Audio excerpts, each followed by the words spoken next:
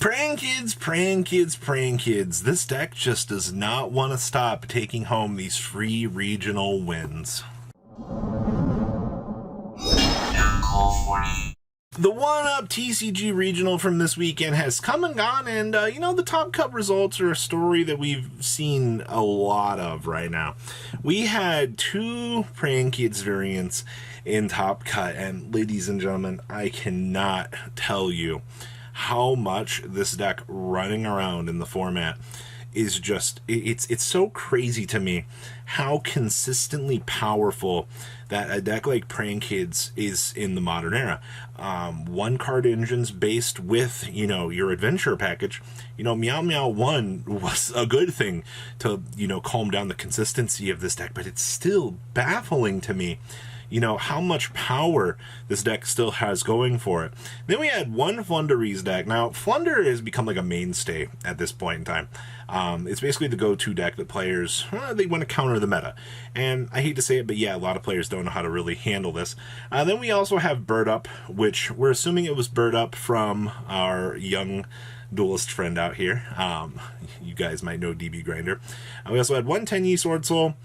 We had 1 Phantom Knight. We had 1 Sky Striker. Now, Sky Striker continues to do what it does best, honestly. It either is like the toolboxing options, or you're like using the adventure package to make DP, or you're playing the DP package.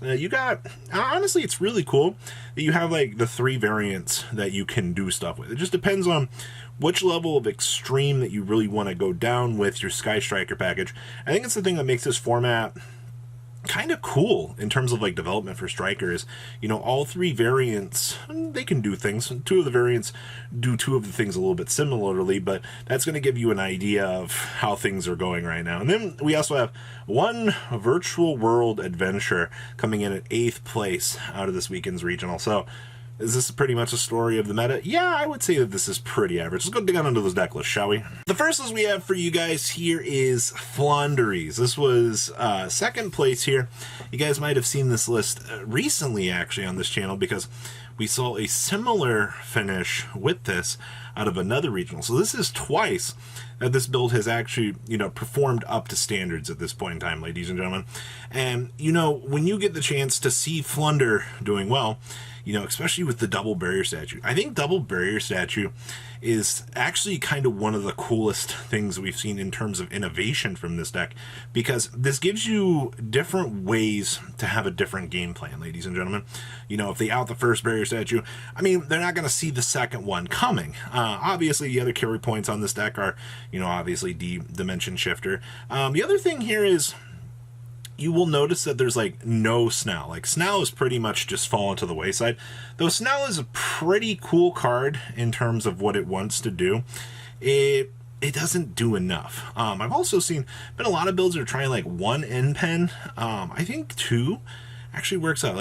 So this list is double M pen, the 1 Apex Avion, and the 1 Rise of the Mega Monarch. So, all things considered, yeah, you're not going to try to go too crazy with that. The other thing I like about this build is, there's the 1 Splash Dark Roller in here.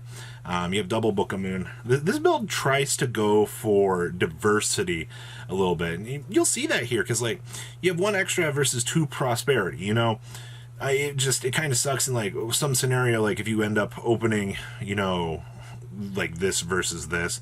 And it's well, if you open both of these, you got a decision tree time at that point in time. And unfortunately, yeah, those are some decisions that are going to suck having to make.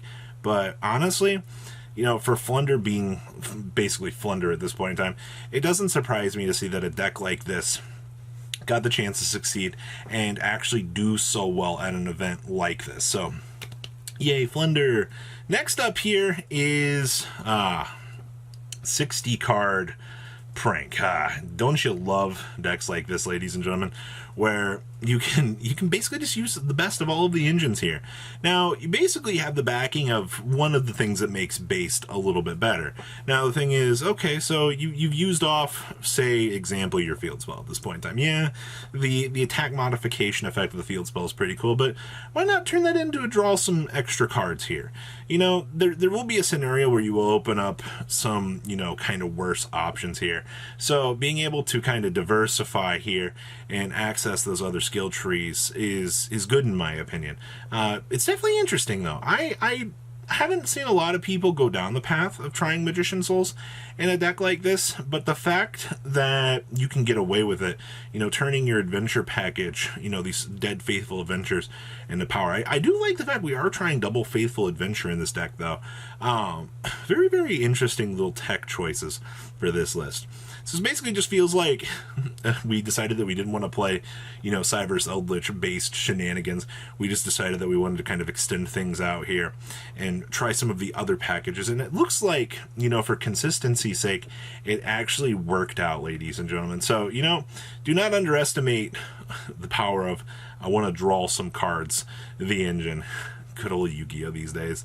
Next up here is, this is Tenyi Sword Soul. Delicious. Now, this isn't, like the Red Rose shenanigans that we've seen a lot of these other builds doing.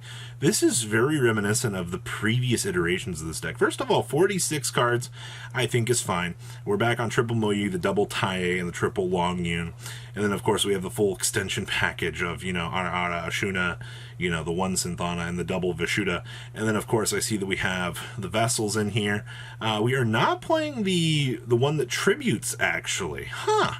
That's actually interesting. I know a lot of, the previous variants that we're going through and playing, that was more of, their strong suits, was the ability to, use some of those more off-shooting effects to kind of, tribute off, dodge certain hand traps, and just kind of capitalize. So when you see it build that is back on Vessel of the Dragon Cycle, I think it really does go to show, how diverse this deck is. And like I said, you have basically the Tenyi Synchro Good Stuff toolbox as well for another variant. So, yeah, it just proves, the longevity of this engine with what we're basically given at this point in time.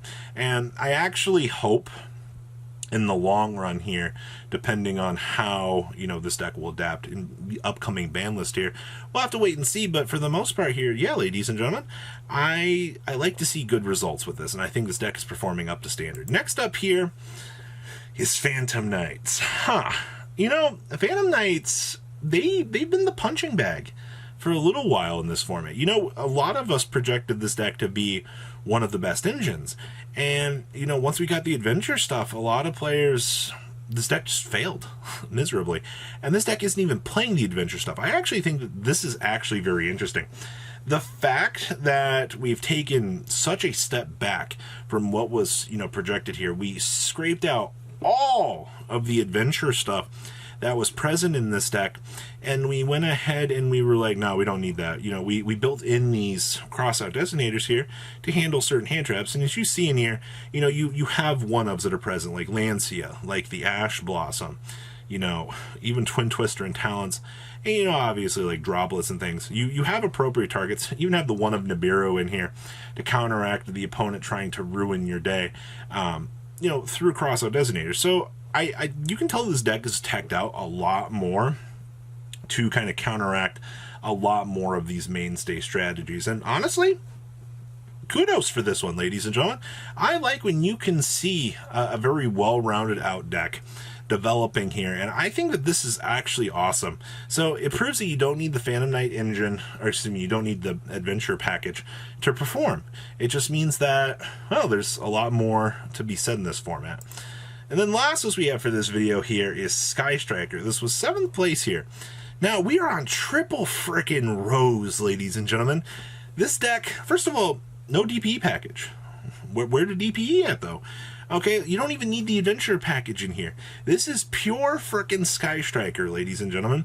Alright, you capitalize on good old hand traps to slow down the opponent. And then, of course, you have the, oh crap, things are going wrong button. If you need to slam this on the table to, kind of slow down the pace of the game, things are kind of getting out of hand, you always kind of have this. And that's the one, advantage, Pure Striker has kind of doing its thing here, is this card will save you a lot of time.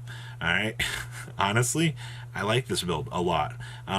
The fact you don't have to rely on DP or, include those bricks for more power cards, I think is a very good thing, ladies and gentlemen.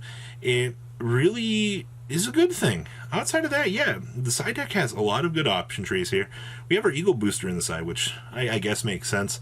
You don't really want to see this card. If you end up seeing it, it can suck. All right, that's It's very, very interesting. So that is your breakdown for this regional. What do you guys think about the 1-Up regional? Guys, please leave a comment down below. Tell me what you guys think. Make sure you guys smash the crap out of that subscribe button so you guys don't miss out on more awesome content. And I will see your beautiful faces back here later on the day. Some more cool, awesome Yu-Gi-Oh content. Peace out, guys. Patrons, thank you.